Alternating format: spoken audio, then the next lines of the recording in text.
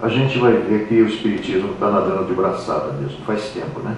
Ontem até nós fomos, assim, surpreendidos pela colocação de que na década de 60, no começo, houve uma decisão aí da escola religiosa dominante no lado ocidental, mas a notícia foi decidida lá em 63, me parece, mas chegou só em 95 no Brasil.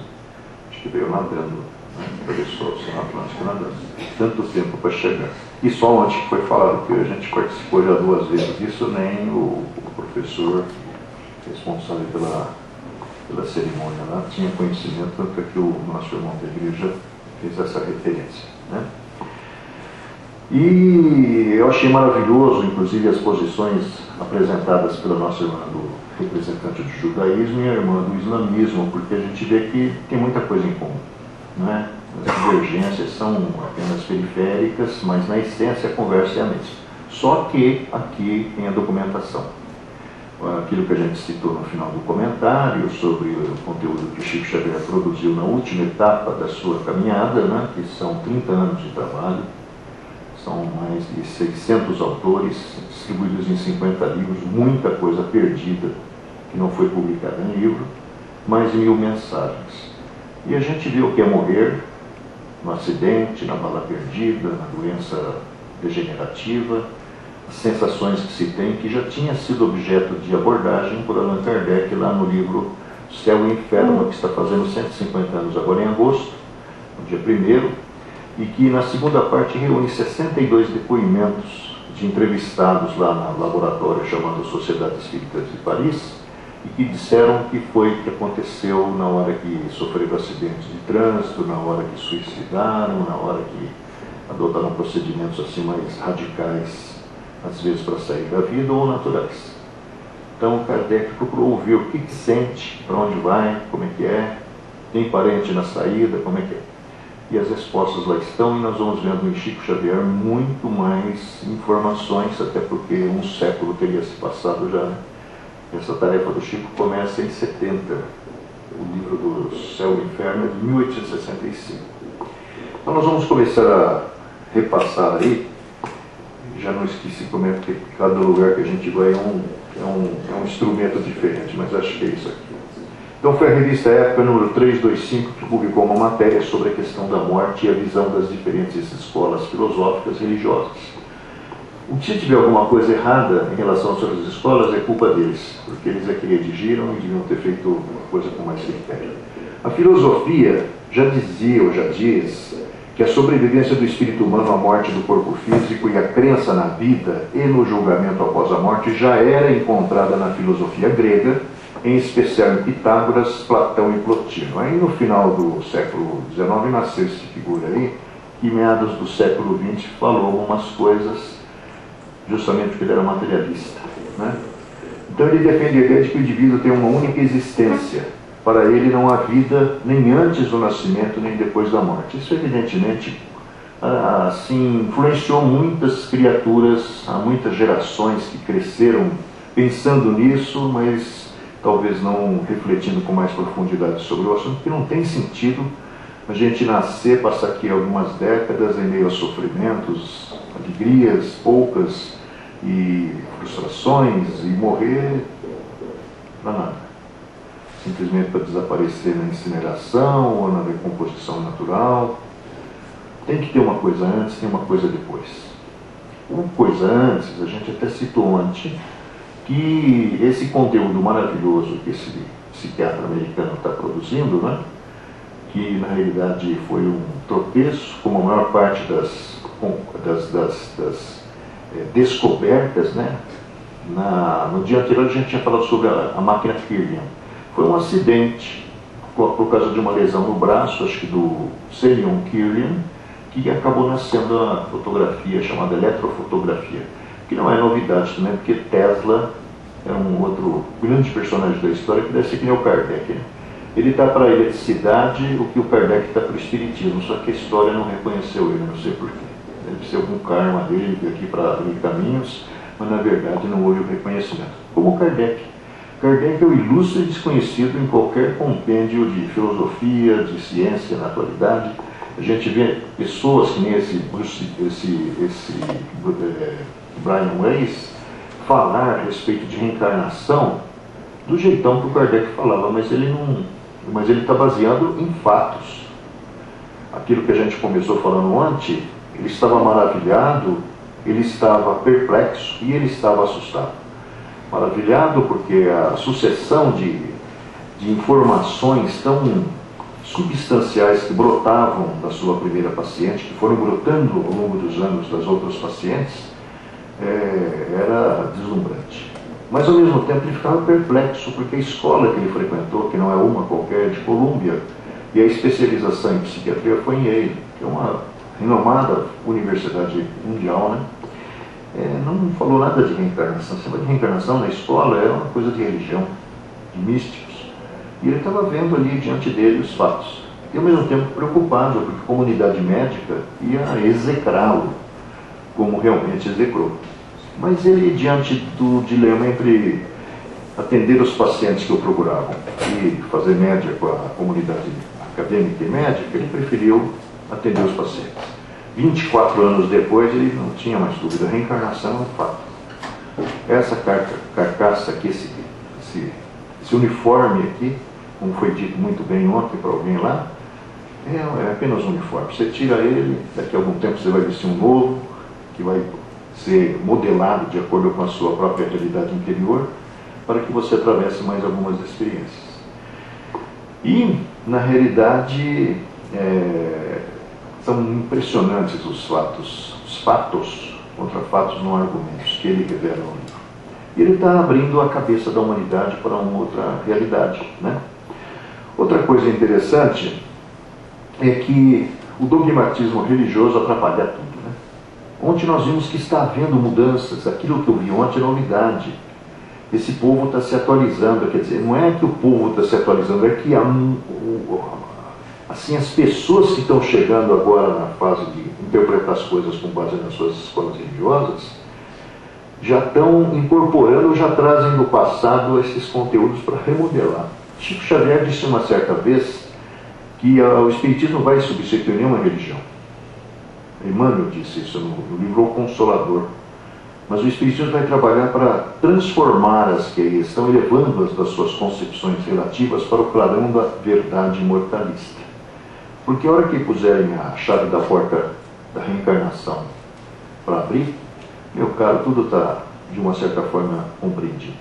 A reencarnação é a chave para entender tudo.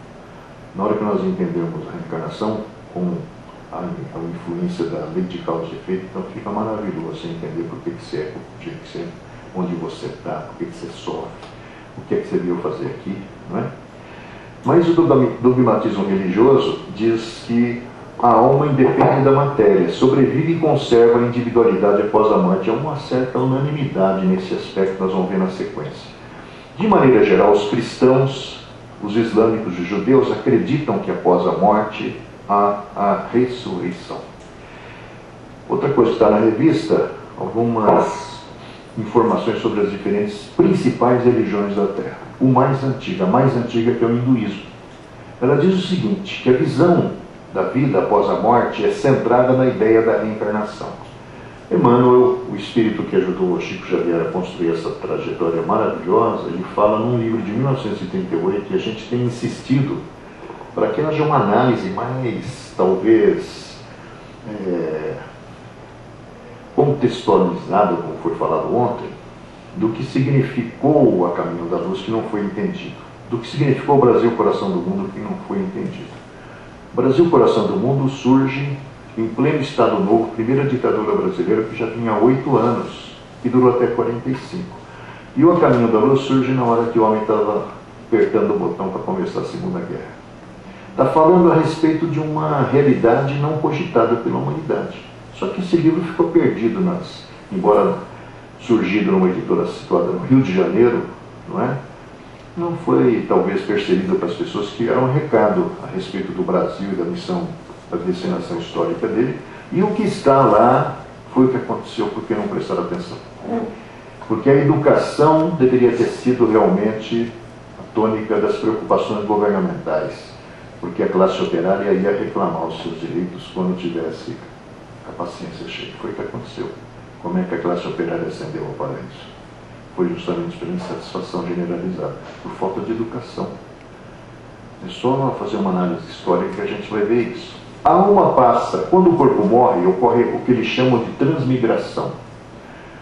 A alma passa para o corpo de outra pessoa, que é impossível, não ser através de uma outra existência, uma outra personalidade, ou para um animal, que também não é muito razoável, né? Apesar de ter muito ser humano, parece que é muito burro, mas não é possível que ele seja embutido lá um espírito evoluído, né? A depender das nossas ações, pois a toda ação corresponde uma reação, que é chamada lei do karma, que o André Luiz nos apresenta num magnífico livro intitulado Ação e Reação, de 1957. Sensacional esse livro. E parte daí. Enquanto não atingimos a libertação final, chamada moksha, passamos continuamente por mortes e renascimentos. Nesse aspecto há uma concordância. Este ciclo é denominado roda de samsara, do qual só saímos após atingirmos a iluminação. O budismo, que é derivado daquele, porque assim como nós temos a igreja protestante uma quantidade enorme de ramificações, surge o budismo na Índia também, mas ele se divide em 4 vertentes. Há uma vertente chinesa, uma vertente tibetana, uma vertente japonesa, essa vertente aí dos hindus, mas de maneira geral eles falam a mesma coisa. Após a morte, o espírito volta em outros corpos, subindo e descendo na escala dos seres vivos. Também eles dizem que são homens e animais, mas é só uma corrente do budismo, de acordo com a sua própria conduta.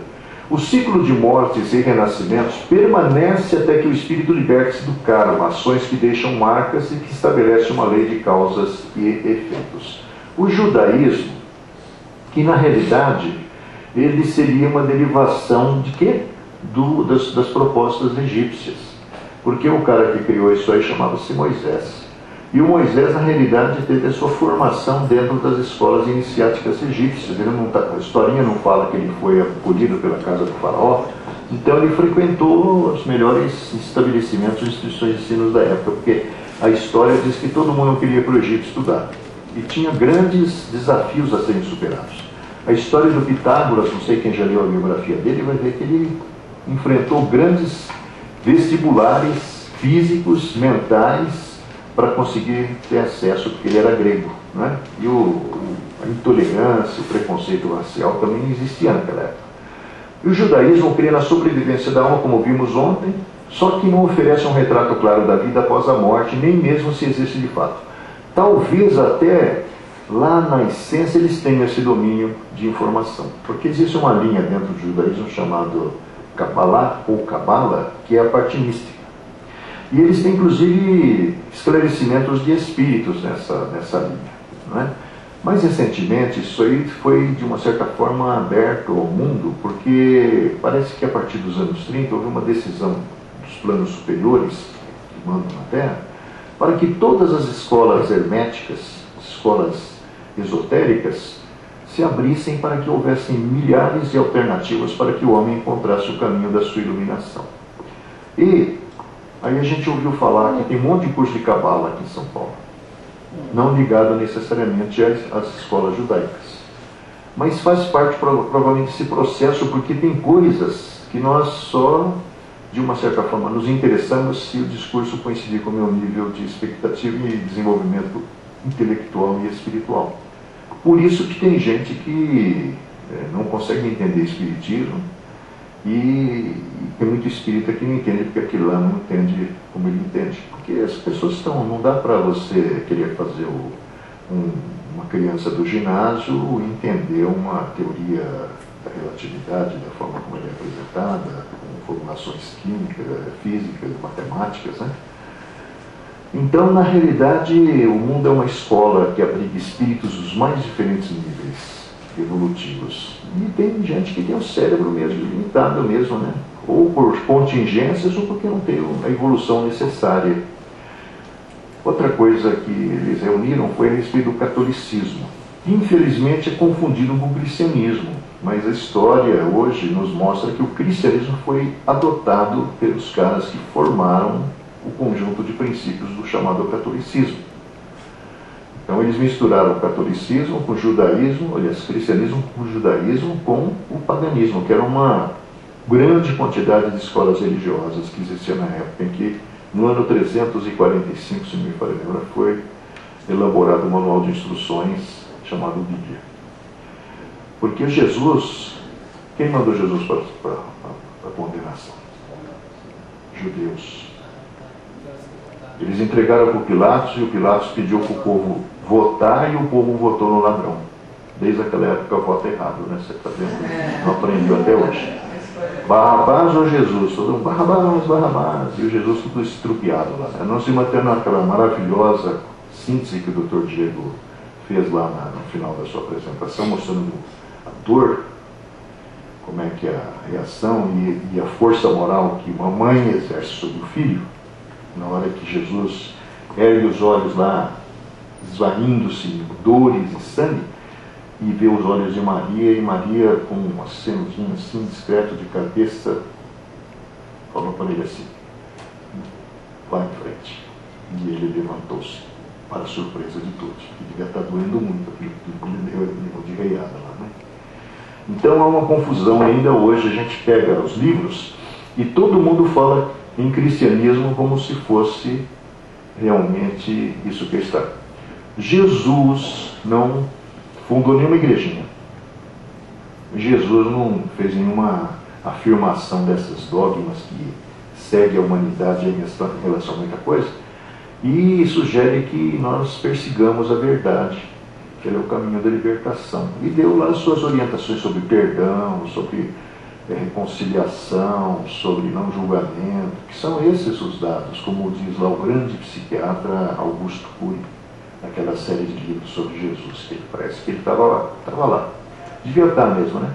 A vida depois da morte está inserida na crença de um céu, segundo o catolicismo, de um inferno e um purgatório. Por incrível que pareça, isso aqui é tirado do paganismo. Se vocês tiverem o trabalho de estudar a primeira parte do céu e o inferno, vocês vão ver que o Kardec fez essa análise.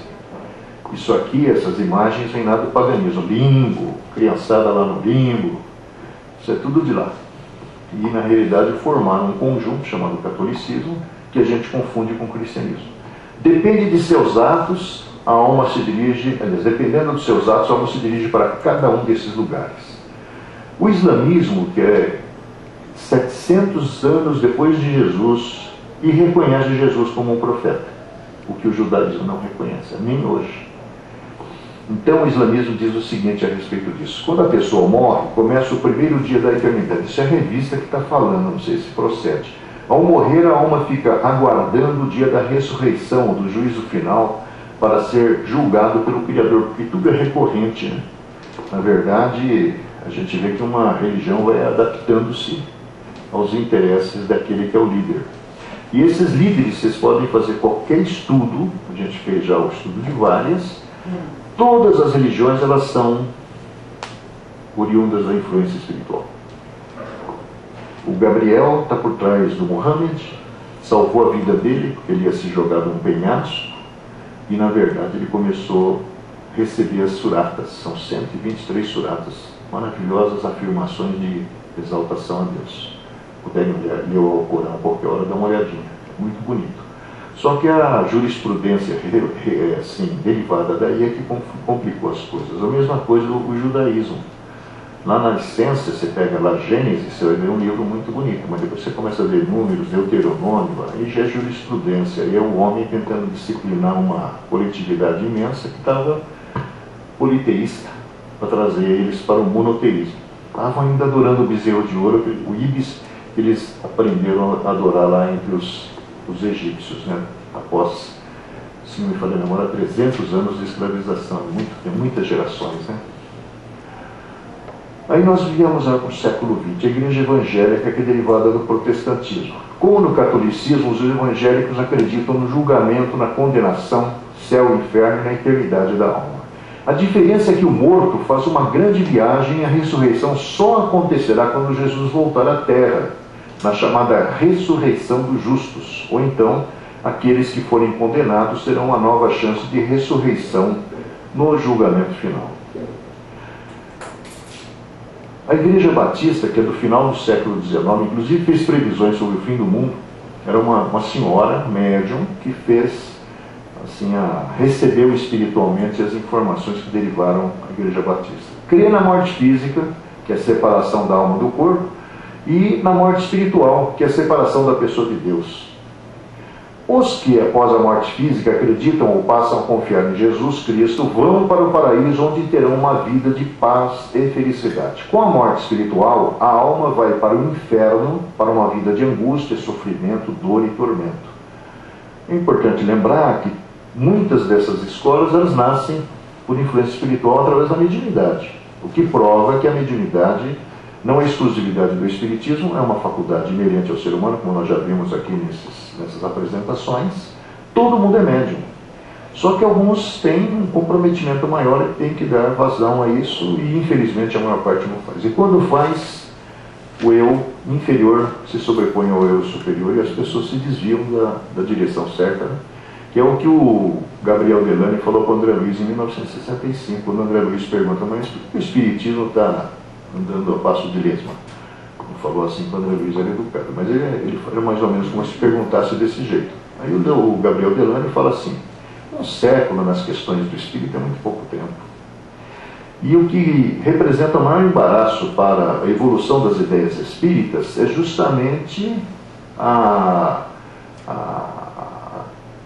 realidade de que milhares saem da realidade espiritual para a realidade material e saem comprometidos em exercer a mediunidade dentro de uma linha. Chega aí, eles criam o seu próprio sistema. O exemplo mais evidente disso desencarnou agora no dia 2. Médico, dentista, superdotado, entrou na mediunidade em 1956, na faculdade em 58, medicina, depois fez odontologia.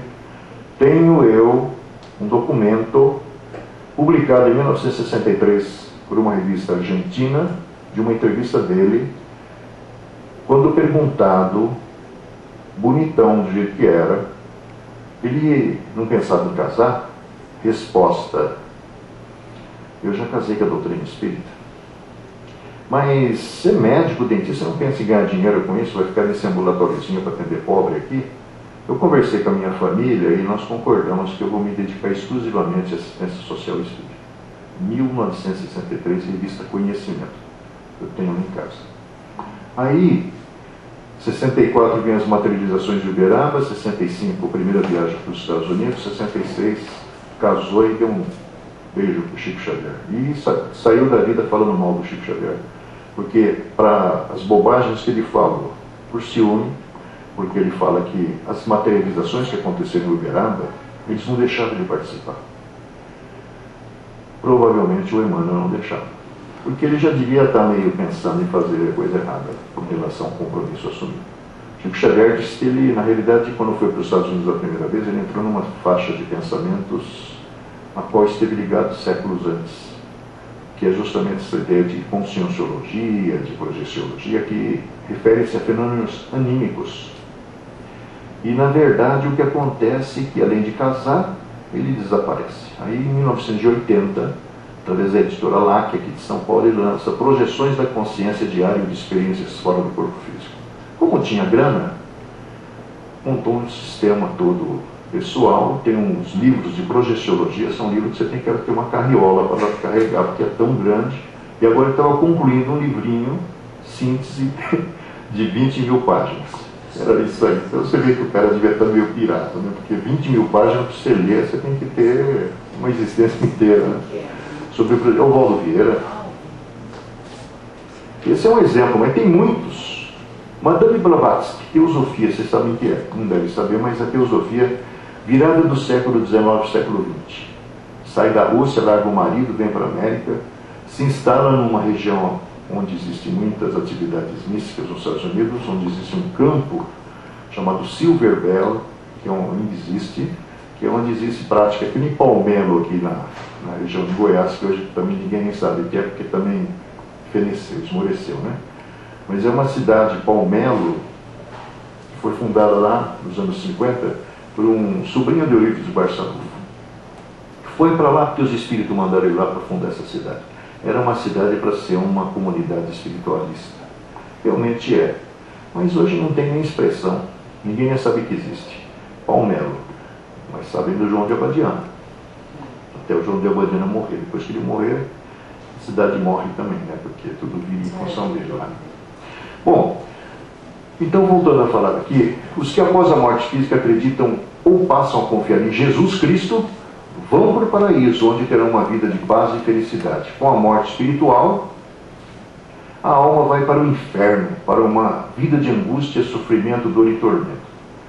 Essa história de inferno e céu é uma condição interior, é um estado de alma. Não tem região localizada onde estejam reunidos seres padecendo sofrimentos eternos. Agora nós vamos ver no mês que vem a vida no mundo espiritual. E aí nós vamos entender por que alguém foi lá e viu isso e voltou dizendo que é uma realidade.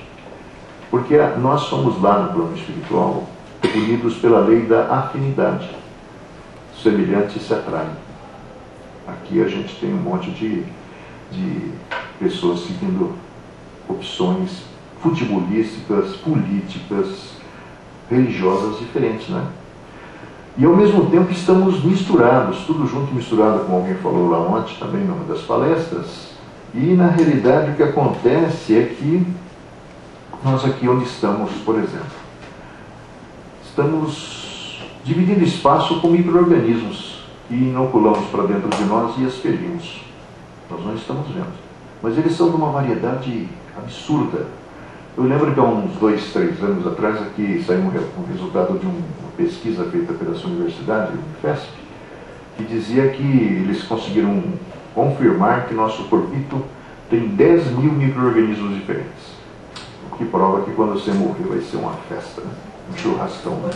Um banquete, em poucas horas sobra de cabelo, para quem tem, e na verdade, né? Sobra quase nada. E gordura, porque eles não gostam de gordura, eles são a todos bombados, né? Então é assim. E o plano espiritual é assim. No mesmo lugar aqui, tem outras realidades acontecendo para baixo e para cima, embora a gente não veja. Porque nossa cabecinha está programada para ver só essa realidade. O nosso sentido da visão está regulado para tridimensionalidade. Provavelmente no futuro, não muito distante, nós vamos ter equipamentos que nos promovam na direção dessas outras realidades, né? O candomblé, que é da África mesmo, esse é da África. Ele, na realidade, vê da seguinte forma: na Terra, o objetivo do homem é realizar o seu destino de maneira completa e satisfatória. Isso aí é 10 mil anos antes de Cristo. Muito tempo antes do judaísmo, porque na Europa quem mandavam eram os negros. Não existia a África, como a gente já conhece, circunscrita na parte do hemisfério sul. Na realidade, a raça negra já foi dominante. Tanto é que o Salomão, lá no livro Eclesiastes, ele recebe a rainha de Sabá, que era uma personalidade importantíssima. E presta as suas homenagens a ela, porque ela era muito reverenciada. É os estertores, é o final. Eles escravizavam os brancos e os amarelos. História cíclica. Isso vai voltar. Nós estamos vendo voltar. Quando a gente vê a escravização na América, muitos vieram para a América embutidos nos corpos dos negros, que eram na realidade personalidades que estiveram ao longo da história confundindo-se. Leia lá o Memórias de um Suicida, capítulo 3. Leia-se lá o Brasil, Coração do Mundo. São voluntários, vieram os negros mesmo. E esses que vieram voluntariamente, já tinham uma certa compreensão das coisas, perdoaram seus algozes e viraram os pretos velhos, que estão muitas vezes orientando pessoas. E os algozes viraram os cavalos, os médiuns, que estão na Umbanda, no Candomblé, trabalhando em função desses nossos irmãos que têm muita sabedoria. Porque essa outra escola que vem aí agora, ela na verdade é uma derivação de uma dissidência dentro de um centro espírita em 1911 na cidade de Niterói, Rio de Janeiro. Começou lá no meio daqueles doutores espirituais se manifestar lá uns pretos velhos e índios. Esse médium está obsediado. Fizeram enquadrar ele abriu no pé e montou a primeira tenda de Umbanda, 1911, que cresceu, né? Porque o Brasil tem um grande compromisso a resgatar com a comunidade negra. Então, na verdade, tudo isso faz parte de um processo. E é uma renovação cíclica. Essa história do califado do Estado Islâmico é a história dos cruzados invadindo o Oriente para conquistar Jerusalém, matando, violentando, estuprando crianças, mulheres. 167 anos, se não me engano, da virada do primeiro milênio até 100 e poucos anos. E aí há quem diga que os cruzados são heróis, né? Na verdade eram pessoas como esses caras aí, que degolavam, decapitavam e voltaram. Alguns poucos vieram aqui para o Joelma para morrer naquele incêndio, Manaus. Isso que o médium Chico Xavier filtrou do Emmanuel, e o professor Opinano Pires comenta no livro Chico Xavier Pede Licença. No dia seguinte é o incêndio aqui do Joelma. Nas duas vezes o Chico, como o Rubens disse outro dia para nós aqui na Casa do Caminho, o Chico estava em São Paulo. E no dia seguinte o Emmanuel deu o seu parecer a respeito de por que tanta gente morre enclausurada ali.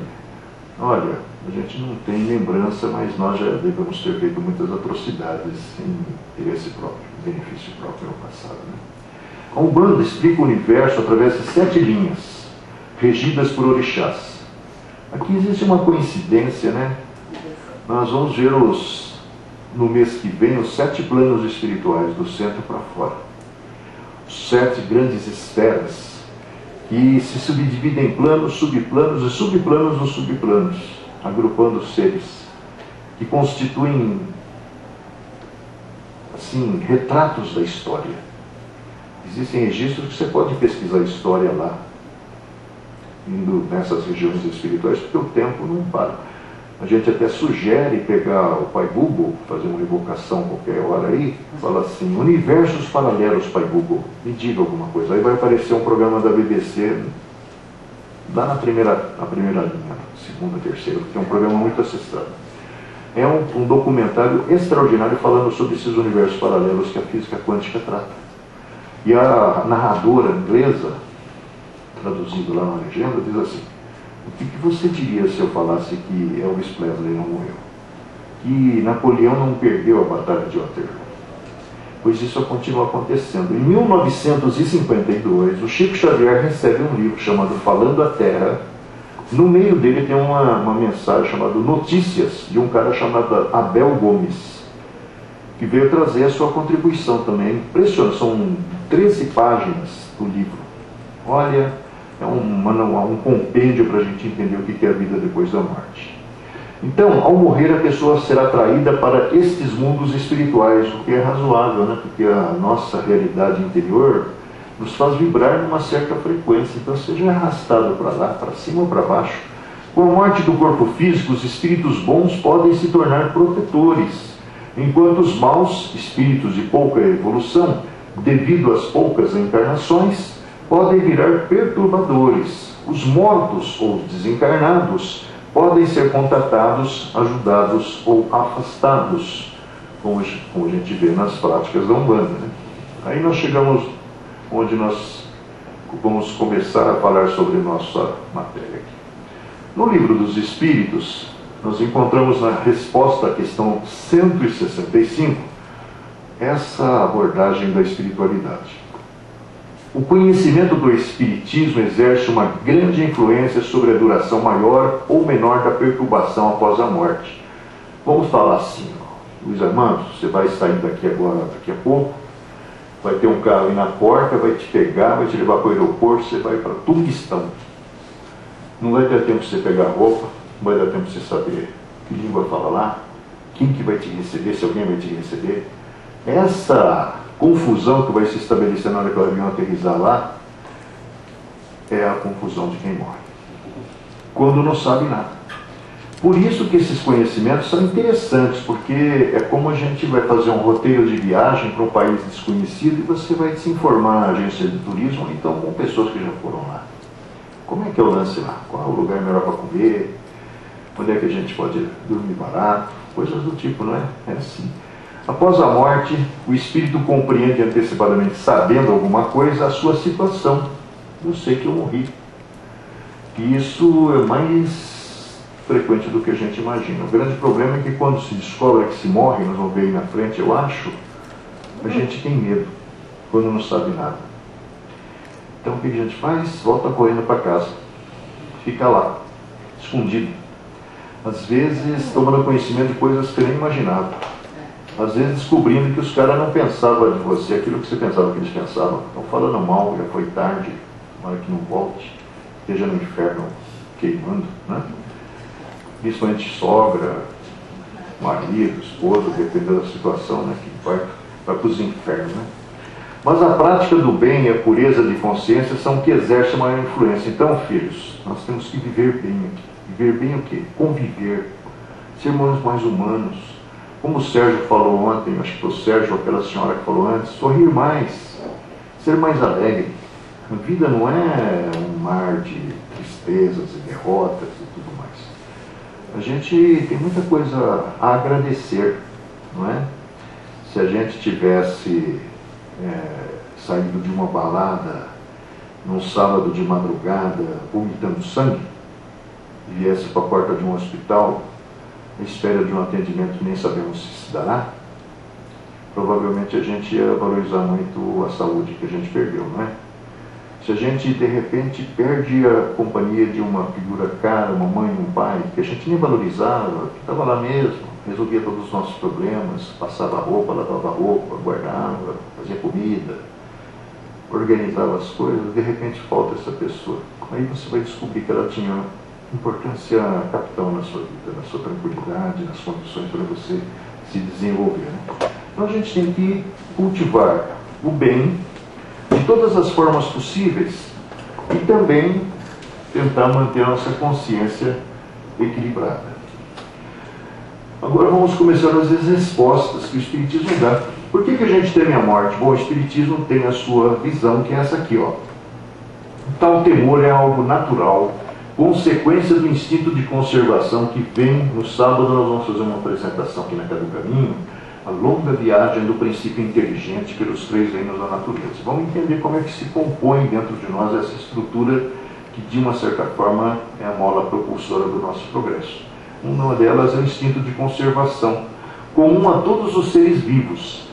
É necessário enquanto o homem não for bastante esclarecido quanto às condições da vida futura, como contrapeso ao arrastamento que, sem esse freio, o levaria a deixar prematuramente a vida terrestre.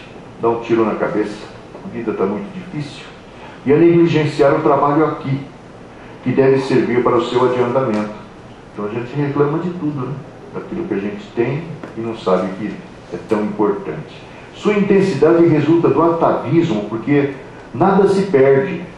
Kardec fala que todos os conhecimentos, todas as conquistas, todas as experiências estão inexoravelmente gravadas dentro da nossa memória, trazido de vidas anteriores pelo fato do tema ter se transformado num instrumento religioso de controle social, especialmente no lado ocidental da Terra.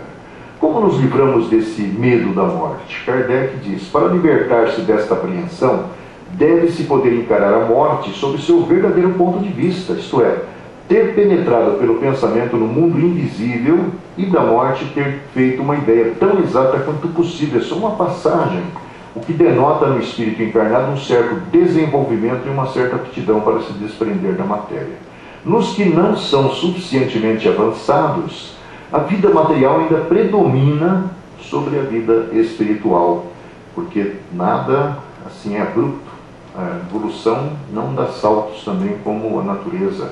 Esse sentimento tende a desaparecer com a evolução. Resposta: a apreensão da morte depende da insuficiência das noções sobre a vida futura. Ou seja, quanto mais nós informarmos, menos a gente vai estar preocupado e mais a gente vai valorizar o que a gente tem, o tempo e as oportunidades e o corpo. Enfraquece à medida que se forma a certeza, desaparece quando a certeza é completa.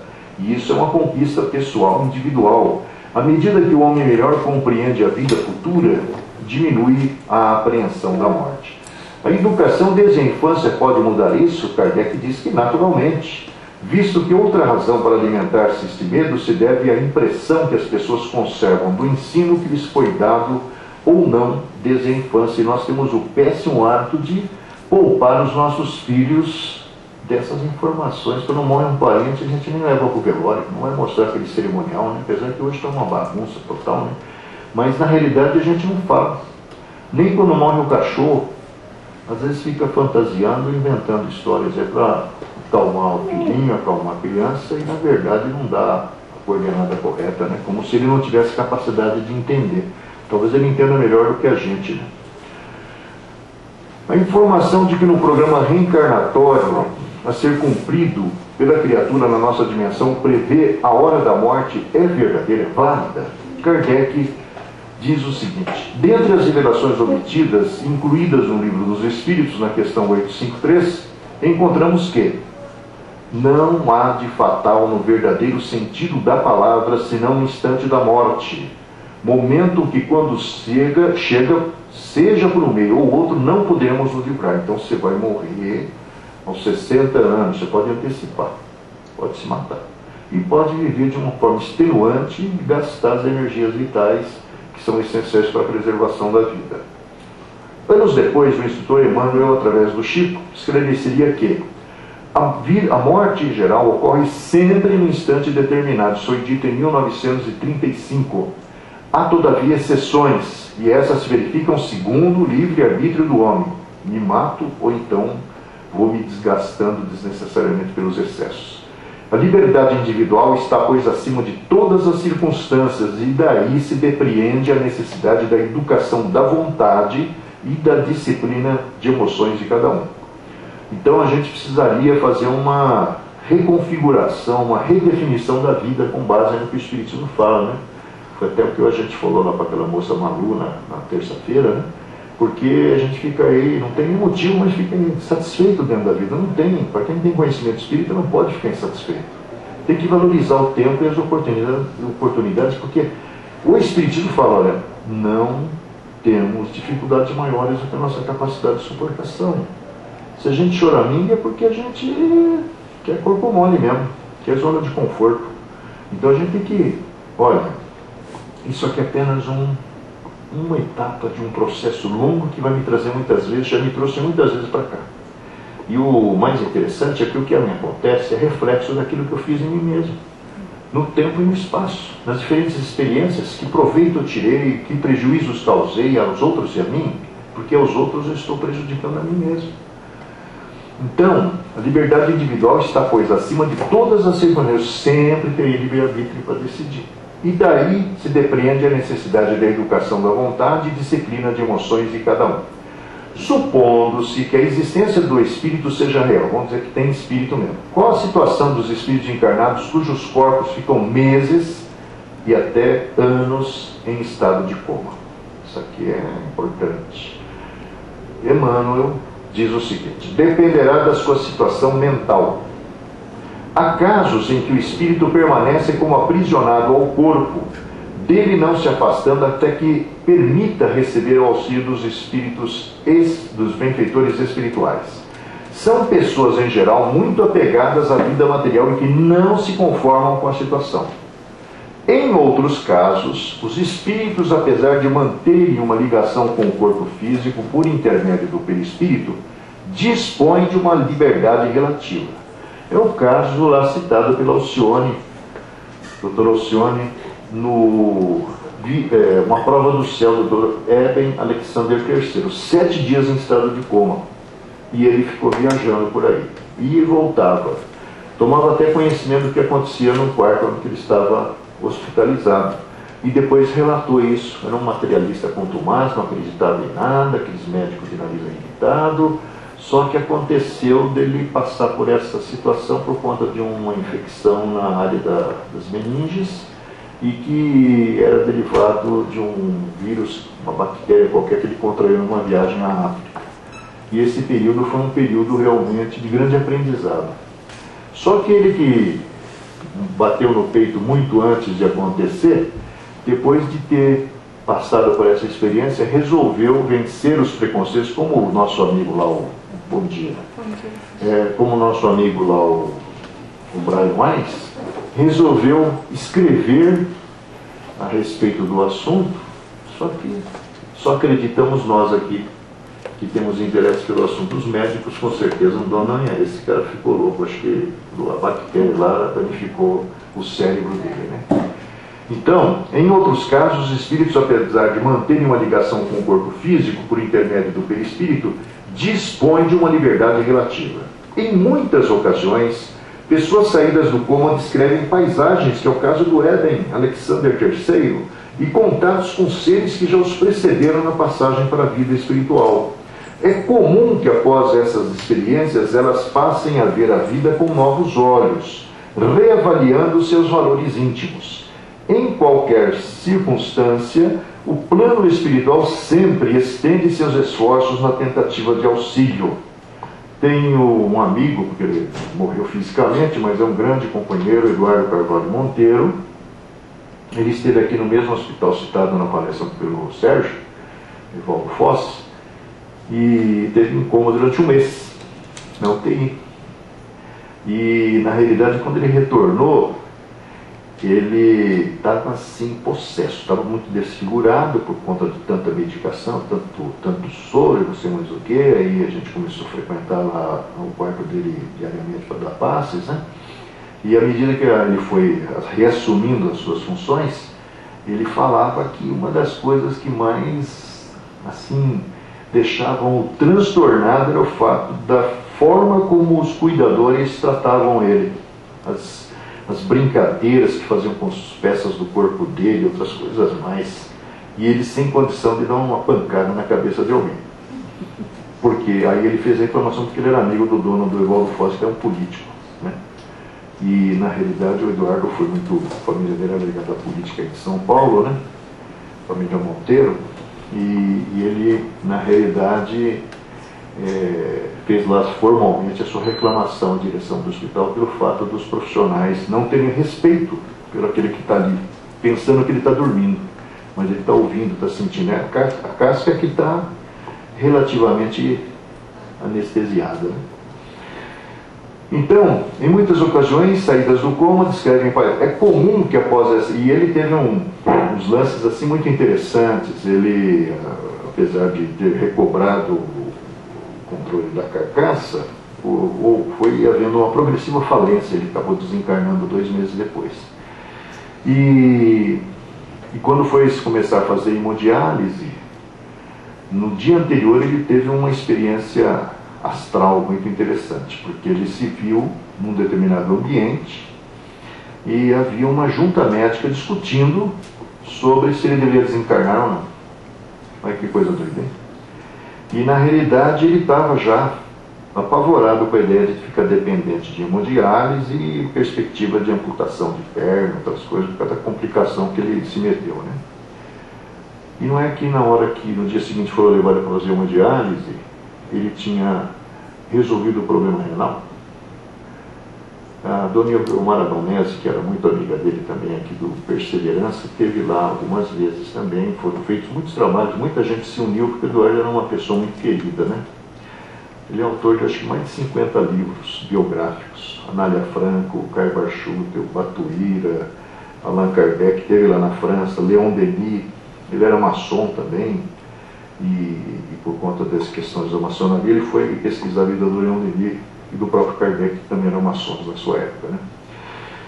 É comum que após essas experiências eles passem a ver a vida com novos olhos, reavaliando os seus valores íntimos. Isso a gente vê muito evidenciado não só no Eben Alexander III, como nos livros Vida Depois da Vida, onde o Raymond Moody Jr. não só reúne 200 casos, como também ele depois tem um livro publicado aqui no Brasil, se não me falha a memória, pela Butterfly, que é quem publicou aquele livro lá do Bruce Lipton, onde ele reúne experiências de outros médicos com crianças que passaram por experiências de quase morte e que não têm o condicionamento que a gente tem muitas vezes da religião.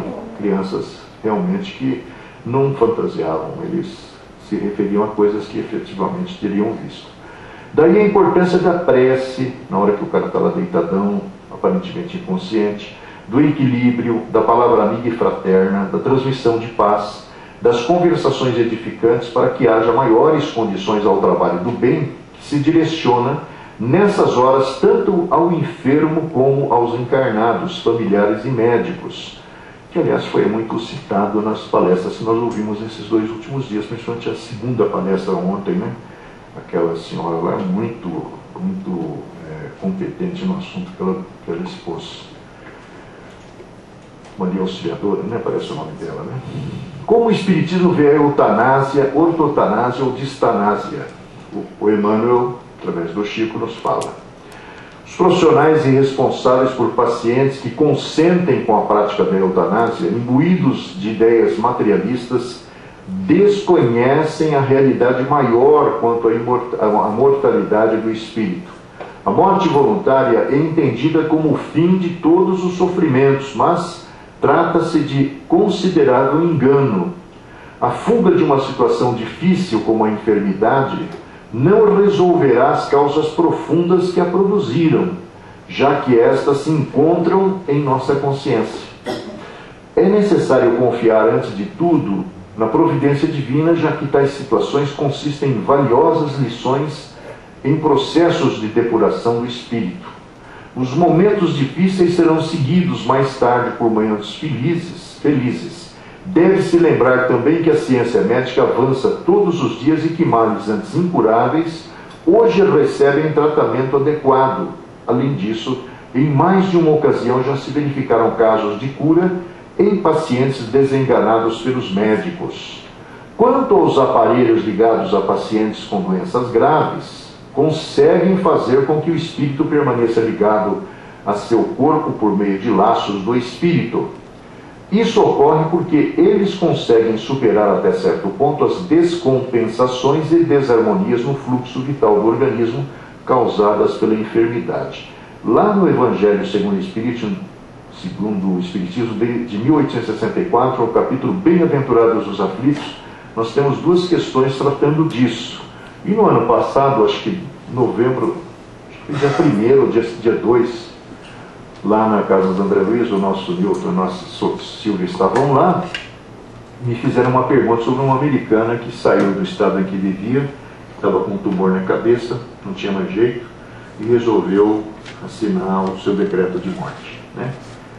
E na hora que a pergunta foi formulada, eu também não tinha pensado no assunto, que nem sabia do problema, mas a ideia que me ocorreu foi uma que está exposta num livro do Divaldo Pereira Franco, se não me falha a memória, Nas Fronteiras da Loucura, ou Loucura e Obsessão.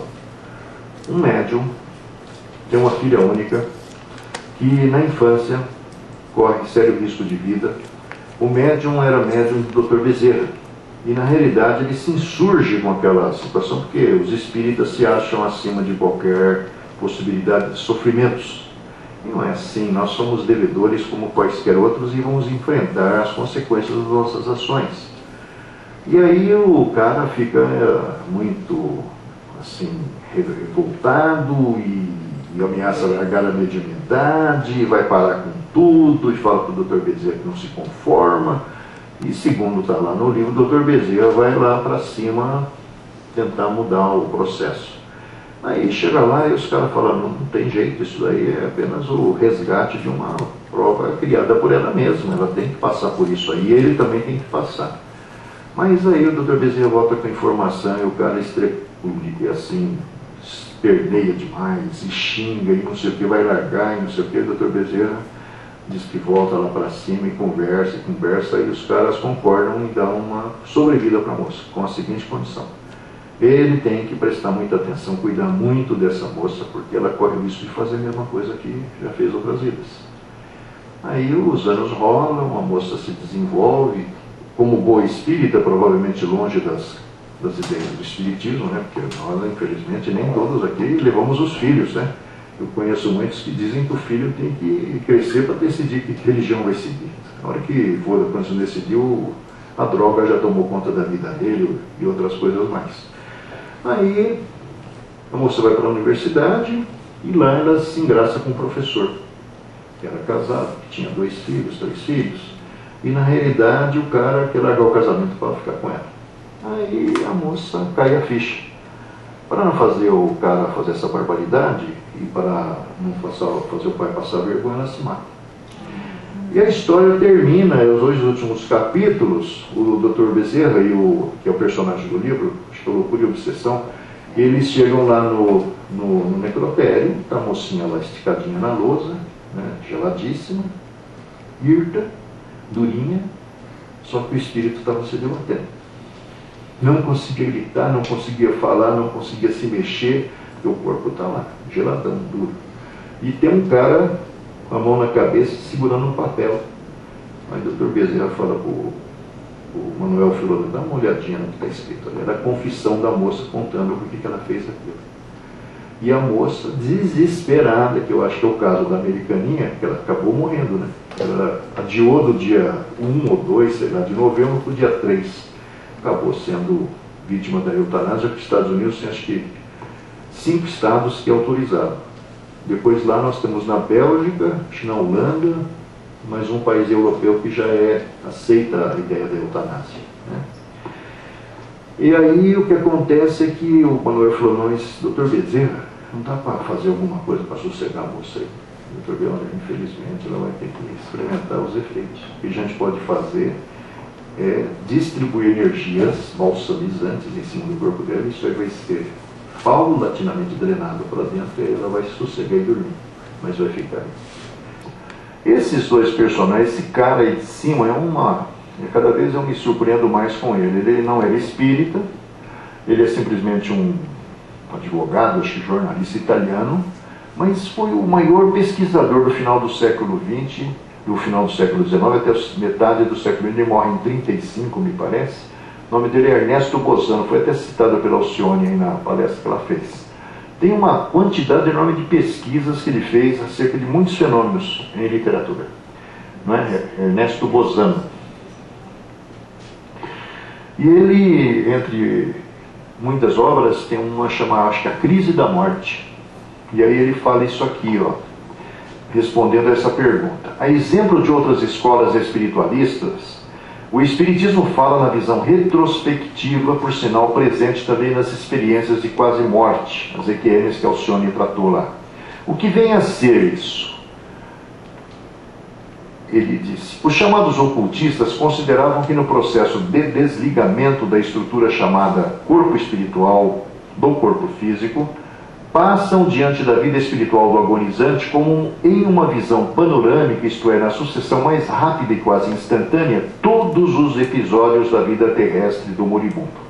Aí aquele senhor ali que desencarnou no passado, que é uma capacidade também, escreve de uma forma deliciosa, é um homem erudito, morou na França há muito tempo, Estados Unidos bastante tempo, e tem um acervo de livros incríveis. E ele fez lá em 1968, nessa época eu me correspondia com ele, o nome dele é Hermínio Miranda, e a gente teve muitas informações que foram publicadas na revista Informação que a gente dirigia. Ele morava na rua Assunção, lá no Rio de Janeiro, e ele fez experiências sobre a memória, inclusive usando o recurso da hipnose.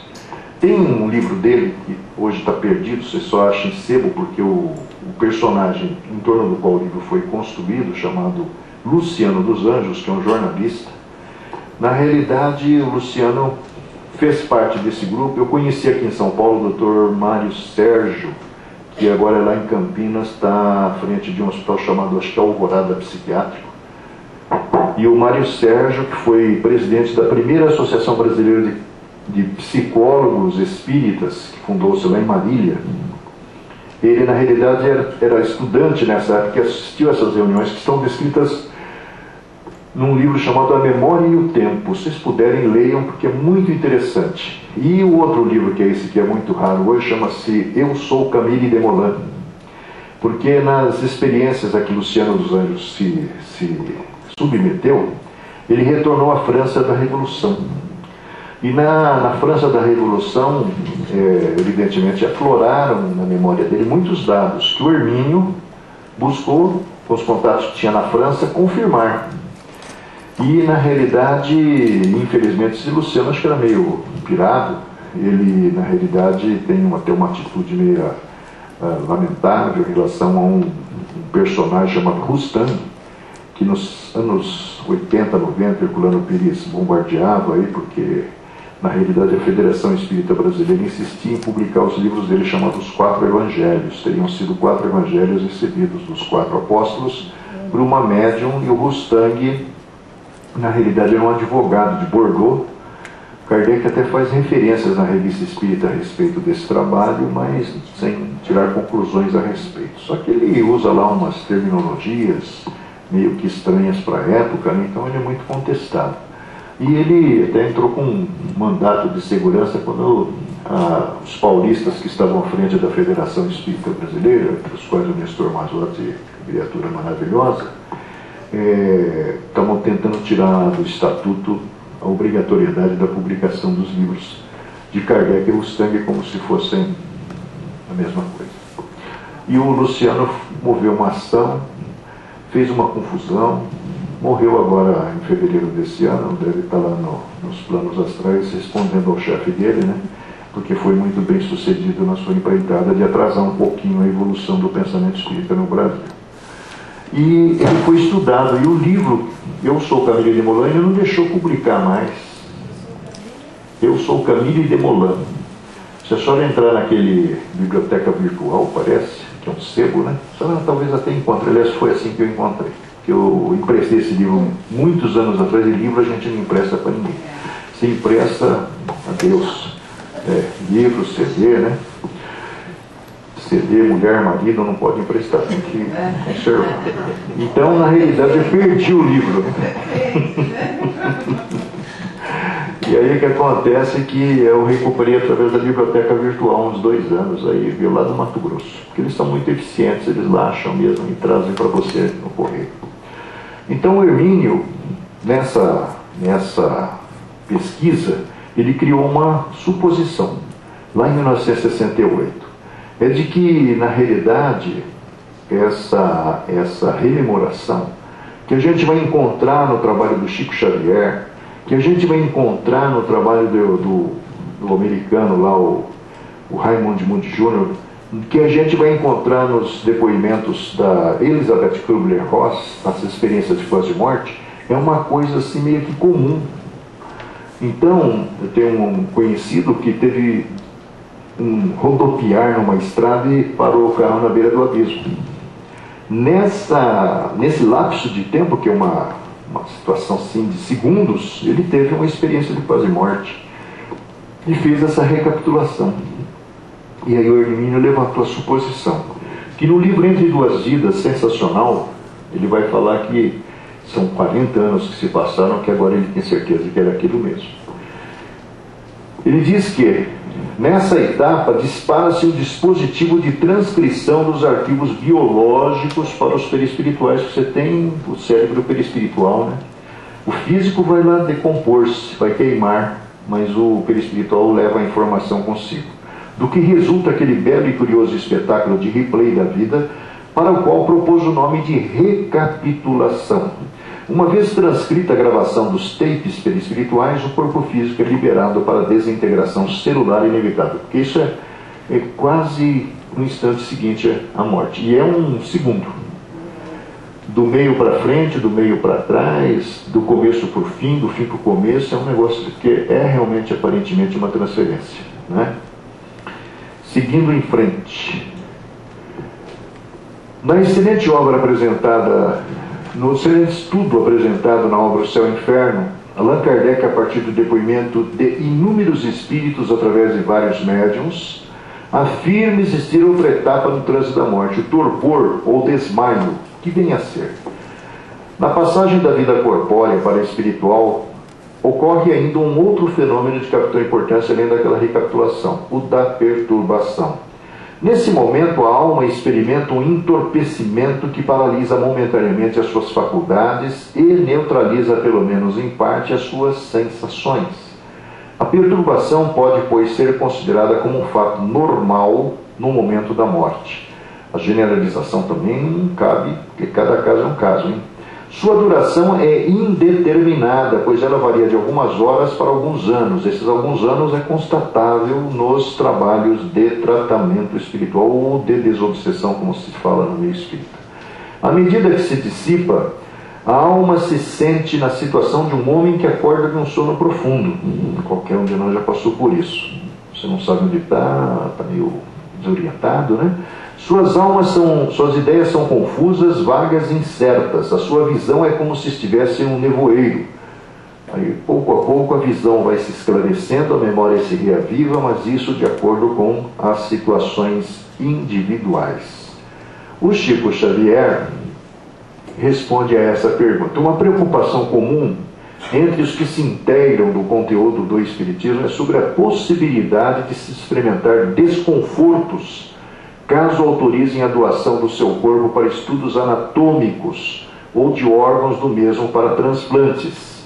Existe fundamento nesta dúvida? Isso aí foi perguntado a ele em 1968, quando aconteceu lá o primeiro transplante de coração no Brasil, que a gente até citou ontem, do Dr.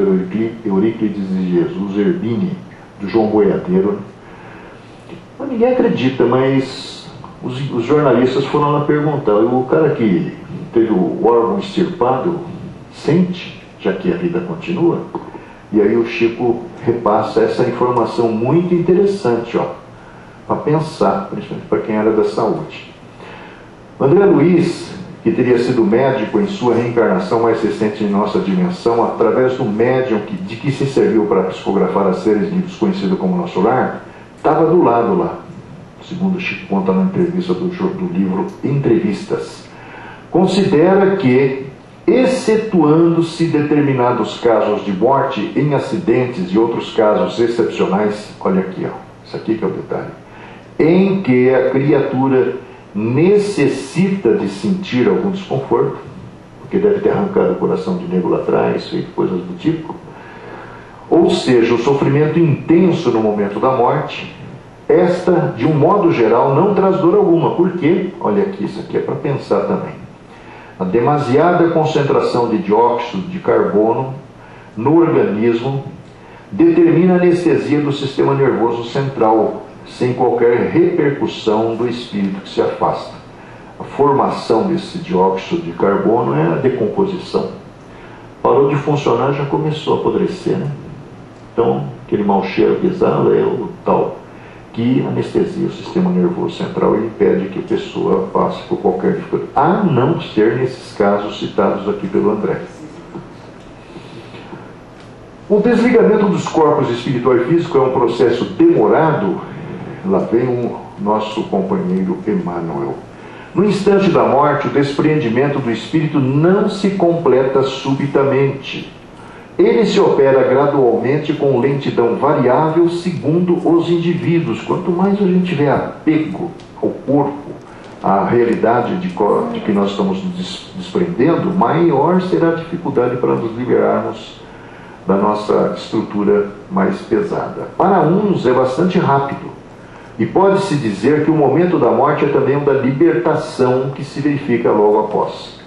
Envelhecimento, ou um acidente grave, nós vamos ver isso daqui a pouco. Noutros, porém, sobretudo naqueles cuja vida foi toda sensual, o desprendimento é muito mais demorado e dura às vezes alguns dias, semanas e até mesmo meses ou anos, o que implica a existência no corpo de nenhuma vitalidade, nem a possibilidade de retorno à vida, mas a simples persistência de uma afinidade entre o corpo e o espírito, afinidade que está sempre na razão da preponderância que durante a vida o espírito deu à matéria. É lógico admitir que quanto mais o espírito estiver identificado com a matéria, mais sofrerá para separar-se dela. Por outro lado, a atividade intelectual e moral, a elevação dos pensamentos operam um começo de desprendimento, mesmo durante a vida corpórea, e quando a morte chega é quase instantânea. E no caso da morte violenta, o acidente de trânsito, por exemplo, Na morte violenta ou acidental, quando os órgãos ainda não se debilitaram pela idade ou doenças, a separação da alma e a cessação da vida geralmente se verificam simultaneamente, mas, em todos os casos, o instante que os separa é muito curto.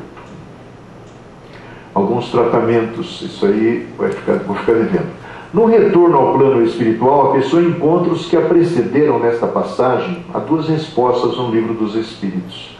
E o Chico Xavier, através desse conteúdo extraordinário que construiu, nos mostra inúmeros casos onde familiares estão nos esperando na porta de saída.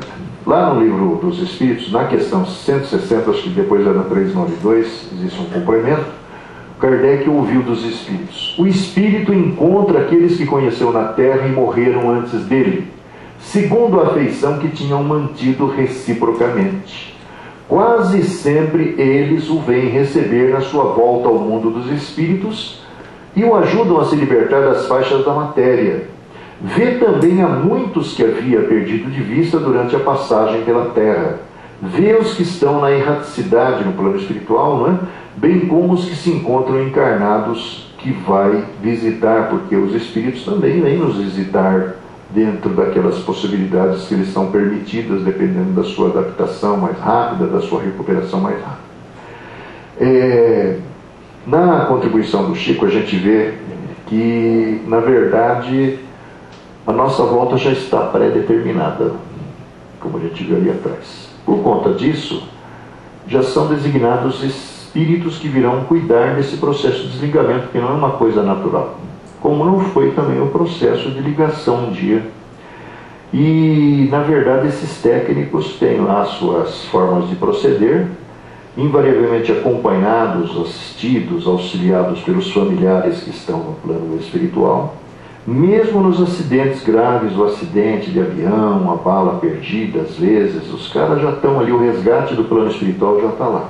Essa questão dos tratamentos, ela é também, assim, riquíssima na contribuição do Chico. Tem cirurgias no plano espiritual. Uma das primeiras informações interessantes veio da Volkmar, que virou filme a história dela. Ela morreu no Joelma, né? Tem um filme, acho que é Joelma, 23º andar. E ela fala em cirurgias reparatórias, cirurgias plásticas, porque as desfigurações cuja mente dos caras guardaram na visualização do corpo que estava lá calcinando, imprimem no corpo espiritual as lesões correspondentes.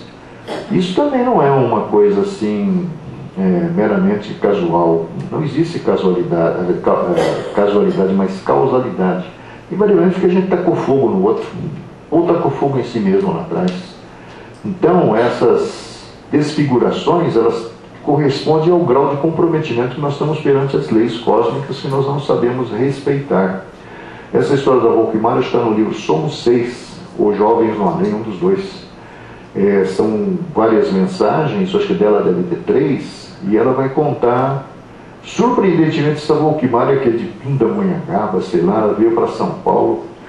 Ela era, acho que, professora, foi trabalhar na Crefsul, que funcionava no prédio lá do Joelma, empregada por interferência de um irmão, mas ela tinha entrado na faculdade, acho que de letras da USP, e, na verdade, deveria ter ido naquele dia fazer sua matrícula. E o irmão, por alguma razão, não tinha ido trabalhar. Aí ela estava lá para cima, né, no 23º andar, e o fogo veio de baixo para cima. Não tinha, na época, escada de incêndio, não tinha essas preocupações que passaram a existir depois dos grandes incêndios que houveram em São Paulo. E ela, surpreendentemente também, pelo que ela contaria na mensagem através do Chico, ela ajudou a tentar salvar muita gente. Mas não dava, porque não tinha como descer, né? Então tinha que subir. E o calor foi atrás. E muita gente, mais de 400 pessoas morreram. Todos eles comprometidos.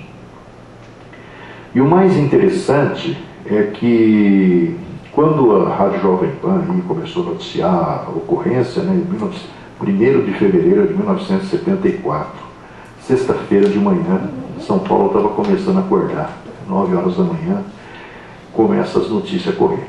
A mãe ouviu e desesperadamente passou a acompanhar o noticiário, né, e depois que apagaram o incêndio, não conseguia contato com a filha, não tinha celular, não tinha nada.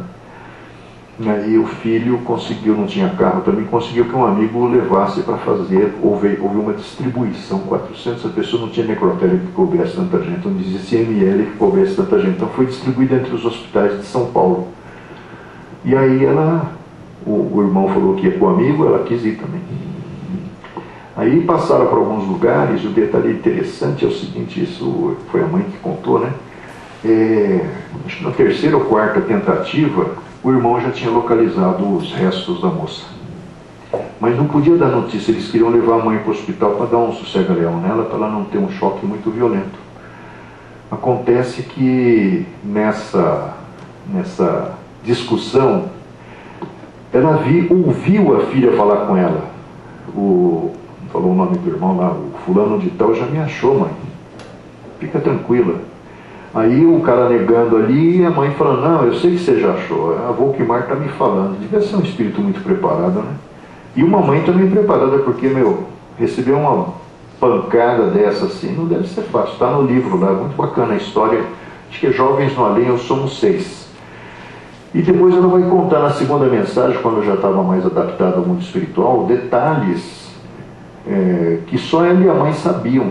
Ela fazia algumas experiências com a tábua Ouija, né? Aquela tábua que tem um abecedário com ponteiro, e tinha até encontrado algumas respostas interessantes, e só ela e a mãe que conheciam esse detalhe. Quer dizer, as coisas que o Chico Xavier filtrou lá confirmaram apenas a identidade de quem estava por trás da mão dele escrevendo.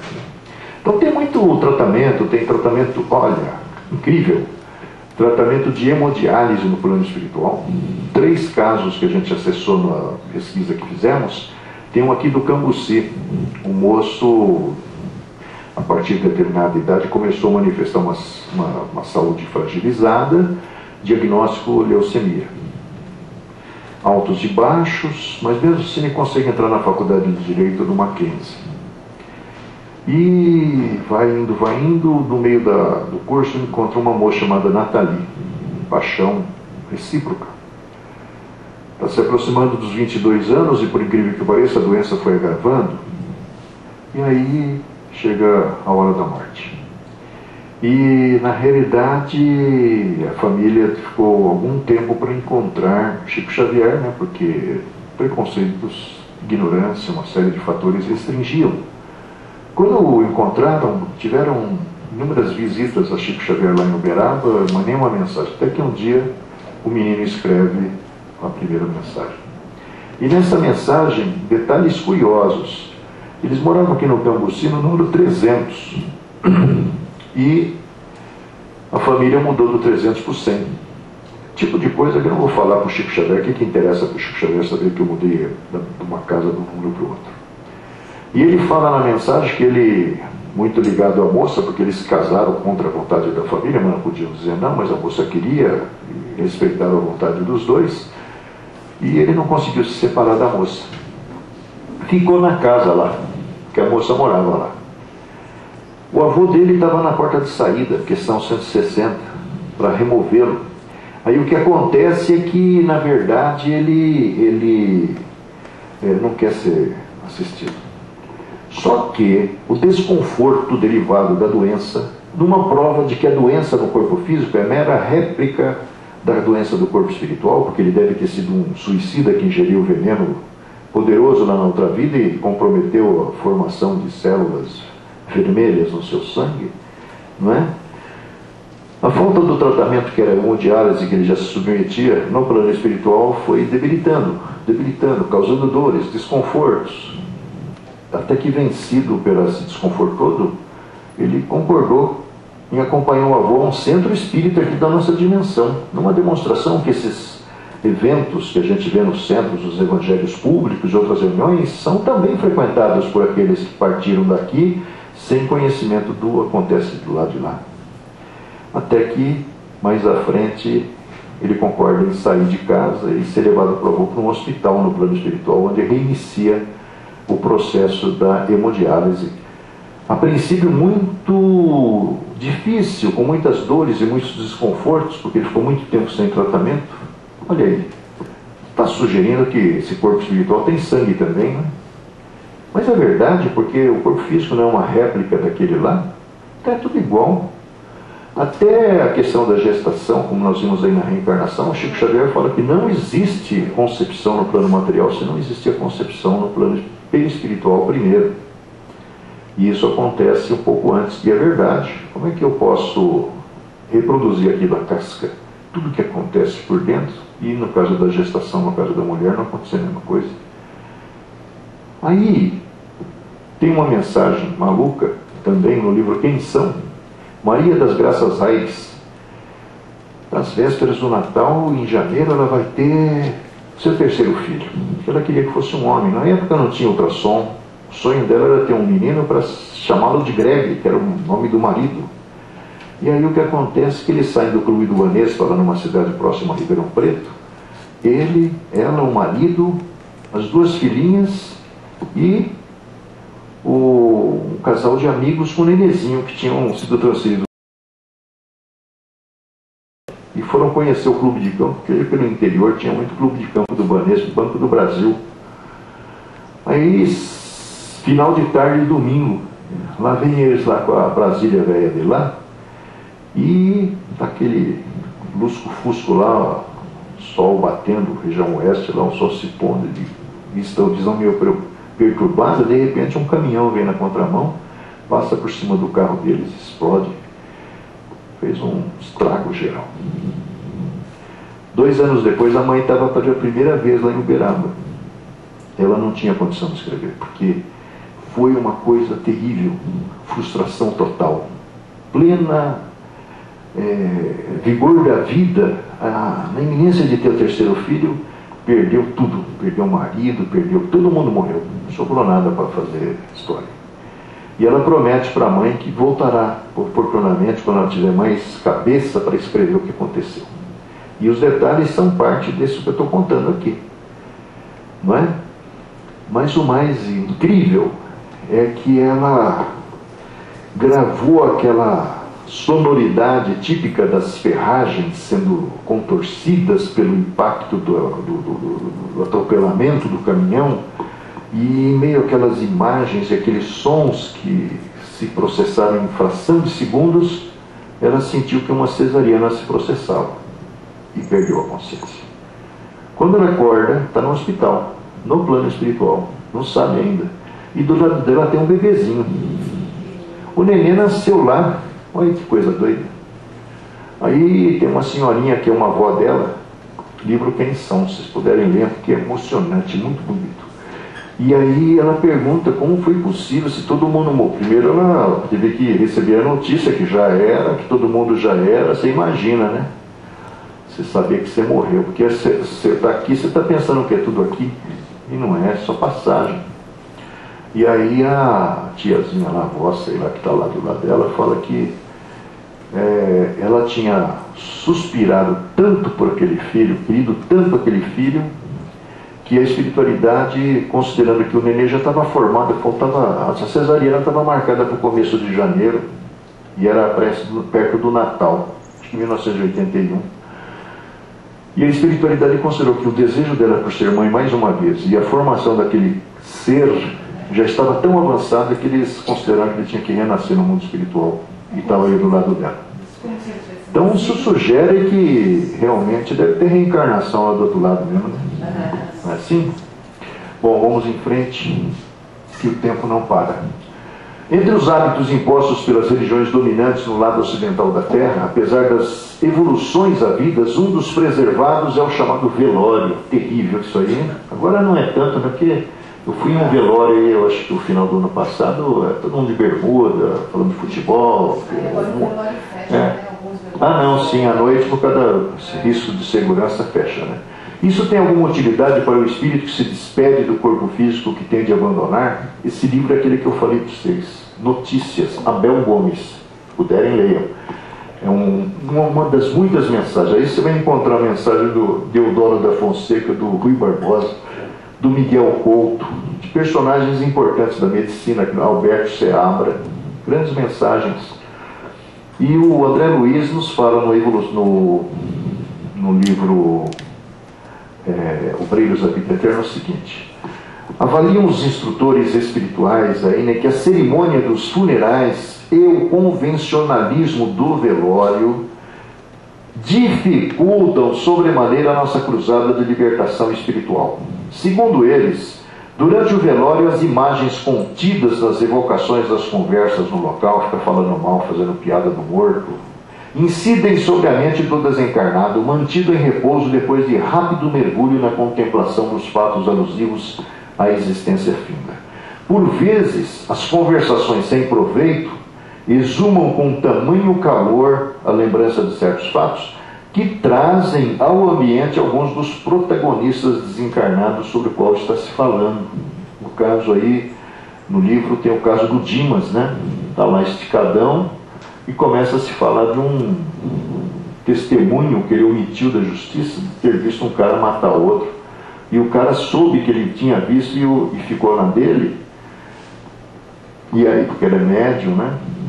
Era espírita e tal, não falou nada. E o cara, em reconhecimento, deu maior força para o cara ao longo da vida. Só que a culpa não vai abandonar o cara porque ele foi bonzinho com testemunha. No plano espiritual, está lá sofrendo as consequências da sua própria ação dentro da vida. E aí começam a falar que o Dimas foi omisso, podia ter dado o cara e entregado ele para a justiça. Ele ficou quieto, né? E aí o cara que estava sendo citado vem lá dos ambientes onde ele vivia para tirar satisfação contra aqueles que estavam falando sobre ele. Uma preocupação comum entre os que refletem sobre o destino do corpo físico após a morte é a possibilidade da cremação causar sofrimento ao espírito. Estão certos? Em 1935, o jornal o Globo mandou um repórter lá para Pedro Leopoldo. Falava-se na Europa sobre a cremação, para questões de higiene e espaço. No Brasil nem se pensava nisso, né? Aí o Emmanuel deu a resposta, para ver como é antiga essa informação. Em resposta à questão, o orientador espiritual Emmanuel disse que, isso está no livro Notáveis Reportagens com Chico Xavier, quando se fez 100 anos, essas reportagens do Globo estão todas lá. E no livro, um livro da LAC de São Paulo, Palavras do Infinito. Parte dessas entrevistas estão lá. Geralmente, nas primeiras horas depois da morte, ainda sente o espírito ligado aos elementos cadavéricos. Laços fluídicos, porque você ficou 50, 60 anos, 70 anos ligado naquela carcaça. Não vai ser assim, estalar de dedos que solta tudo, né? Imperceptíveis ao nosso poder visual, ainda se conservam unindo a alma recém-liberta ao corpo exausto. Exceção, naturalmente, ao acidente, né? Acidente de trânsito, queda de avião, aí a coisa é mais rápida. Apesar que a mente continua presa lá, né? Esses elos impedem a decomposição imediata da matéria. E por esta razão, na maioria dos casos, o espírito pode experimentar os sofrimentos oriundos da cremação, a qual nunca deverá ser levada a efeito antes do prazo de 50 horas após o desencarne. A lei brasileira prevê 72 horas para poupar-nos desconfortos. A cremação imediata ao chamado instante da morte é, portanto, nociva e desumana. Nem na Índia na hora, viu? Na Índia também o cara passa algumas horas lá, depois aí é queimado e jogado lá no Ganges o que sobrar, né? Isso é mais ou menos intuitivo, talvez. A partir dos depoimentos dos espíritos, que através dos milhares de médiuns voltaram para esclarecer-nos sobre a sobrevivência, pode-se ter uma ideia sobre as impressões após o desligamento. Segundo eles, no momento da morte, tudo a princípio é confuso. A alma necessita de algum tempo para se reconhecer. Sente-se como atordoada, no mesmo estado de um homem que saísse de um sono profundo e procurasse compreender a sua situação. Essa etapa demora a passar? A duração da perturbação do após-morte é muito variável, pode ser de algumas horas, de muitos meses e muitos anos. Aqueles em que é menos longa são os que se identificaram durante a vida com seu estado futuro, porque então compreendem imediatamente a sua posição. Pode-se dizer ser igual para todos? Essa perturbação apresenta circunstâncias particulares segundo o caráter dos indivíduos e segundo o gênero de morte. Tem mensagens nesse acervo do Chico, por exemplo, de jovens que morreram. E a questão das compulsões sexuais atormentam os caras lá do outro lado. Todas as tentativas feitas lá para ajudá-los a se recompor diante dessa tendência que a juventude naturalmente impõe, frustraram-se. E é interessante ele fazer essa confidência 6 anos depois de ter morrido. Na primeira mensagem que escreveu para a mãe. Ainda continuava Então, tudo que foi sugerido, meditação, as coisas que o cara mandaram fazer lá no plano espiritual, nada dava certo. O que demonstra que, na verdade, nós temos que nos esforçar lá ou aqui para superar determinadas tendências que nós desenvolvemos, às vezes, de uma forma, assim, avassaladora, né? Ficando presos irresistivelmente a determinadas sensações que, na verdade, são passageiras e referem-se ao nosso corpo. Seria o caso das mortes violentas por suicídio, tortura, acidente, apoplexia, ferimentos? Nesses casos, o espírito é surpreendido, espanta-se, não acredita que esteja morto e sustenta teimosamente que não morreu. Não obstante ver seu corpo, sabe que é dele, mas não compreende que esteja separado. Sentindo-se vivo, como reage? Procura as pessoas da sua afeição, volta correndo lá para casa, dirige-se a elas e não entende porque não a ouvem. Essa ilusão mantém-se até o completo despreendimento do espírito e somente então ele reconhece o seu estado e compreende que não faz mais parte do mundo dos vivos. Como explicar esse fenômeno? Surpreendido pela morte imprevista, o espírito fica aturdido com a mudança brusca que nele se opera.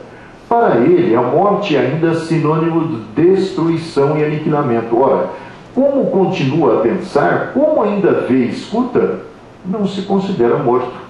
E o que aumenta a sua ilusão é o fato de se ver num corpo semelhante ao que deixou na terra, cuja natureza etérea ainda não teve tempo de verificar. Ele o julga sólido e compacto como o primeiro, e quando se chama a sua atenção para esse ponto, admira-se de não poder apalpá-lo. Isso é comum a todos os que morrem fisicamente. A perturbação que se segue à morte nada tem de penosa para o homem de bem. É calma e em tudo semelhante a que acompanha um despertar tranquilo.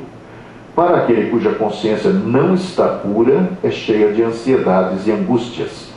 E nos casos de morte coletiva? Nos casos de morte coletiva, observou-se que o dos que pereceram ao mesmo tempo nem sempre se revêem imediatamente. Na perturbação que se segue à morte, cada um vai para o seu lado ou só se preocupa com aqueles que lhe interessavam. No acervo do Chico tem casos de pessoas que morreram no mesmo carro, no mesmo dia, na mesma hora, um ano depois não sabiam onde estava o outro. Tem o caso da Rosana Mara Temporal Lara, 18 aninhos, recém-casada, o voo 147 sai de São Paulo para Fortaleza, cai lá batendo na Serra de Aratanha. Ela estava com o marido, o cunhado e o irmão. Quando ela acorda e toma conhecimento do que aconteceu, e na mensagem, no livro Continuidade, ela descreve detalhes da hora que o avião bate na montanha e da explosão que se segue, ela não vê o marido, tomou conhecimento, entrou em pânico e ela rodou a baiana. Na mensagem que ela transfere, os espíritos levaram ela para ver o marido, os irmãos, o irmão e o cunhado no tratamento, na outra ala do hospital onde eles estavam internados. Né? É muito natural, né? O acentuado crescimento dos índices de mortes violentas no mundo nas últimas décadas resulta do adensamento demográfico e dos avanços tecnológicos. Sempre aconteceram esses acidentes em proporções menores. Segundo, revelação de um dos espíritos comunicantes através de Chico, milhões de pessoas estão passando pela desencarnação no tempo áureo da existência, na juventude, portanto, porque nos achamos numa fase de muitas mudanças na Terra. E aqueles espíritos retardatários em caminho, quando induzidos a considerar a extensão das próprias dívidas, aceitam a prova da desencarnação mais cedo do que o tempo razoável para a partida, e são atendidos com a separação de pais e afetos outros no período em que mais desejariam continuar vivendo, em razão do tempo que perderam com frivolidades nas vidas que usufruíram outrora, né? São muitos os companheiros que se retiram da terra compulsoriamente das comodidades humanas em que repousavam, de modo a rematarem o resgate de certos débitos que os obrigavam a sofrer no âmago da própria consciência. Está naquele livrinho ali, Gratidão e Paz. Considerando verdadeira a revelação que a existência dos planos e subplanos nas diferentes esferas que circundam a Terra exista, né? Pode-se crer que após a morte seremos alocados em um desses? Em comentário proferido pouco antes de sua morte, o Chico afirmou que 80% das criaturas que desencarnam voltam-se para a retaguarda sem condições de ascenderem a planos elevados. Apenas 20% gravita para os planos mais altos. A maioria delas, portanto, fica vinculada aos familiares e amigos. Egressas no plano físico, sentem-se numa viagem sem mapa, sem direção ou bússola. E todas as vezes que os familiares se dirigem aos templos religiosos da Terra, elas os acompanham independente do tempo. Está no livro Inesquecível Chico Xavier, na página 83. A excessiva concentração de esforços nas preocupações e buscas na área mais sensorial da vida seria o fator causal dessa realidade? O Chico mesmo diz: muito complexa a situação de quem vive na Terra fugindo de si mesmo, visto que após a desencarnação o espírito não consegue evitar esse encontro, ou seja, de si para consigo, né? Acrescenta que tudo passa, mas o remorso faz com que o tempo pare dentro da gente. O relógio não espera ninguém, mas a consciência culpada se recusa a avançar. Títulos, posições, destaques merecidos na sociedade de que fazemos parte em nossa dimensão mantêm-se após a morte física? A propósito dessa questão, Chico Xavier também diz o seguinte: no mundo espiritual, muita gente vai se surpreender. Lá, não seremos identificados pela importância, ou melhor, pela suposta importância no mundo. Sou o doutor fulano de tal. Os espíritos nem ligam para a gente. Estão ocupados cuidando da sua própria evolução. Gente há que desencarna imaginando que as portas do mundo espiritual irão se lhes escancarar. Lê do engano. Ninguém quer saber o que fomos, o que possuímos, que cargo ocupávamos no mundo. O que conta é a luz que cada um já tenha conseguido fazer brilhar em si mesmo. Esse negócio de ter sido fulano, de tal, interessa a consciência de quem foi. E, na maioria das vezes, se complicou. Os espíritos são indiferentes a essas coisas, quase frios aos rótulos que supervalorizamos e ao convencionalismo, coisas que nos fazem supor o que não somos. Para encerrar, esse moço bonito aí chama-se Augusto César Neto, 28 anos, campeão de natação pelo Clube IP, químico da SQUIB, foi passar algumas horas em Long Beach, aqui em Praia Grande, com os amigos na domingo de carnaval. Foi para voltar e almoçar com a mãe e a família aqui no Planalto Paulista, aqui pertinho do Ibirapuera, atrás do Ibirapuera. Ao mergulhar, um choque térmico determinou a desencarnação dele. Uma tragédia total. A mãe, revoltada, perambulou aí pelo cenário católico de que ela era seguidora, mas nada lhe satisfez. Chegou o Chico Xavier, segundo ela mesma conta, chegando já com grosserias e má educação. E, na verdade, o Chico dizia que o telefone toca de lá para cá, nunca daqui para lá, e a morte, a circunstância, na verdade, às vezes implica numa demora para que o espírito consiga justamente se adaptar à nova vida, e também, às vezes, essa comunicação não será possível nem permitida, porque não traria grandes benefícios e faz parte daquilo que nós estamos tendo necessidade de atravessar. Frequentadora regular lá de Uberaba, 5 anos depois, ela recebe a primeira mensagem num sábado de manhã, uma mensagem maravilhosa. E a partir daí o Augusto começa a escrever. Isso já é ele morreu em 68, a primeira mensagem foi em 74. É um dos personagens do livro Jovens no Além, depois do livro Somos 6. Mas o Augusto torna-se um personagem que arregimenta, lidera uma grande quantidade de espíritos jovens que desencarnam e que vão usar o canal mediúnico de Chico para se comunicar com os familiares aqui. O filho da Nair Belo, por exemplo, foi um dos que foi assistido através da intervenção da Dona Yolanda, que levou Nair Belo lá para Uberaba, e o filho dela, o Manuel Francisco, se manifestou numa mensagem maravilhosa também através do Chico, confirmando que ele não se matou, foi um acidente mesmo, e o jeitão casmurro dele tinha a ver com conflitos existenciais. Bom, e aí o Augusto escreve centenas de mensagens ao longo dos anos, muitas das quais viraram um livro solo dele. Tem um intitulado Fotos da Vida, onde tem uma mensagem muito curiosa para a gente pensar. Conta ele que estava ao lado de Batuíra, que foi um personagem do Espiritismo no final do século XIX, no começo do século XX, aqui na região do Cambuci. Estavam indo visitar uma instituição para doentes mentais no plano espiritual. E lá foram recebidos pelo dirigente, né, o diretor clínico e tal, e ficaram numa reunião na sala do cara, e de lá eles ouviam uma gritaria, uns espíritos falando um monte de impropriedades, e gritando, e blamando, conforme ele fala aí, ó, por que não fiz? Não suporto esse inferno, falava outro, por que sou maldito qual me vejo? Aí ele perguntou para o cara se eram criminosos do gênero humano, os grandes bandidos aqui, né? Chefes insensíveis, religiosos sem amor, políticos que fomentaram a guerra, inteligências que se transviaram para seduzir as próprias vítimas e massacrá-las. E aí o diretor clínico diz o seguinte: meu filho, sua indagação é oportuna. Devo, no entanto, esclarecer que nosso sanatório, um dos muitos que funcionam com os mesmos objetivos nestas regiões, quer dizer, tem muitos aqui no plano espiritual, acolhe especialmente aqueles companheiros que conheciam as lições de Jesus, ou seja, todos nós, que as ouviam com aparente piedade, que não guardavam qualquer dúvida sobre a legitimidade dos ensinos do Divino Mestre e que até mesmo sustentavam ardentes discussões com os outros de modo a defender-lhe o prestígio. Eram faladores exímios, mas não moveram uma palha para auxiliar ninguém. Acreditavam e aceitavam Jesus. No entanto, viviam exclusivamente para si, confinados ao círculo doméstico, sem despenderem uma hora para aliviarem um doente, nunca sacaram do bolso um só vintém em auxílio a boas obras.